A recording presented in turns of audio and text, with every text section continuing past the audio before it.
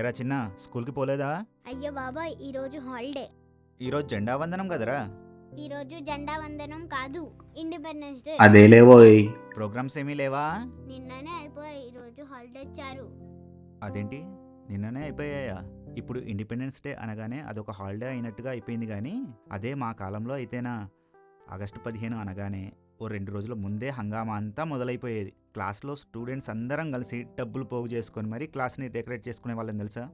అందరికన్నా మా క్లాస్ రూమే బాగుండాలి అని చెప్పేసి పోటీ పడి మరీ డెకరేషన్ చేసుకునే వాళ్ళం. అబ్బాయిలంతా కలిసి కలర్ పేపర్స్తో క్లాస్ రూమ్ డెకరేట్ చేస్తే అమ్మాయిలేమో డిజైన్స్ వేసి ముగ్గులు వేసి క్లాస్ రూమ్ని అందంగా డెకరేట్ చేసేవాళ్ళు. ఇంకా ఆగస్ట్ 15 అనగానే ఉదయాన్నే లేచి త్వరగా రెడీ అయిపోయి నీట్గా ఐరన్ చేసిన స్కూల్ డ్రెస్ వేసుకొని స్కూల్కి వెళ్ళేవాళ్ళం. అన్నిటికన్నా ముఖ్యమైనది జెండా ఎగరవేయగానే స్కూల్ హెడ్ మాస్టర్ ఇచ్చే స్పీచ్.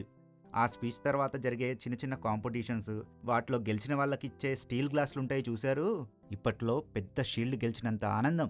ఆ తర్వాత స్కూల్లో పంచిపెట్టే చాక్లెట్లు, మిక్చర్ ప్యాకెట్స్ అవి తీసుకొని ఇంటికి వచ్చాక జెమినీ టీవీలో వేసే ఖడ్గం, రోజా సినిమాలు చూసిన తర్వాత కానీ మా ఇండిపెండెన్స్ డే పూర్తయ్యేది కాదు తెలుసా. మీకు కూడా అలాంటి మెమోరీస్ ఉంటే గనక కింద కమెంట్ బాక్స్లో కమెంట్ చేయండి.